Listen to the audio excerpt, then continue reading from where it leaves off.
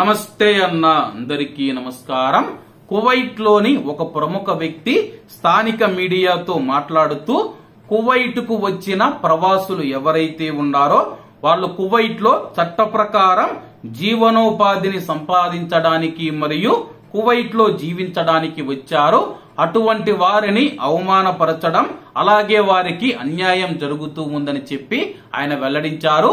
Kuwait దేశానికి ప్రవాసులు ఏమి చట్టబద్ధం కాకుండా ఎవరు దొంగల్లా ప్రవేశించలేదని చెప్పేసి వాళ్లకు వీసా ఇస్తే ఆ యొక్క వీసా ద్వారా చట్టపరమైన ప్రక్రియలు విధానాలు పూర్తయిన తర్వాత చట్ట ప్రకారమే వాళ్ళు కువైట్ లోకి ప్రవేశిస్తూ ఉన్నారని చెప్పి చట్ట ప్రకారం కువైట్ లోకి ప్రవేశించిన ప్రవాసులను గౌరవించకపోయినా పర్వాలేదు, కానీ వాళ్లతో అమర్యాదగా నడుచుకోవడం, వారిని అవమానపరచడం అలాగే వారిని అన్యాయానికి గురి చేయడం మంచిది కాదని చెప్పి ఆయన స్థానిక మీడియాకు తెలిపారు. కువైట్ లో దాదాపు 33 లక్షల మంది ప్రవాసులు నివసిస్తూ ఉన్నారు. వాళ్ళందరూ నిరంతరం వాళ్ళ యొక్క కుటుంబంతో పాటు కువైట్ దేశ అభివృద్ధి కోసం పనిచేస్తూ ఉన్నారు. కానీ కువైట్ లో కొంతమంది ప్రవాసులు ఎవరైతే ఉన్నారో అలా కష్టపడుతూ ఉన్నా సరే వాళ్ళు పనిచేసే చోటు, ఉద్యోగం చేస్తూ ఉన్న చోటు లేకపోతే కంపెనీలలో పనిచేసే చోటు అవమానాలకు గురవుతూ ఉన్నారని చెప్పి అవమానించే వారిలో కువైటీలు ఉన్నారు. అలాగే ఇతర దేశాల నుంచి వస్తూ ఉన్న ప్రవాసులు కూడా ఉన్నారు.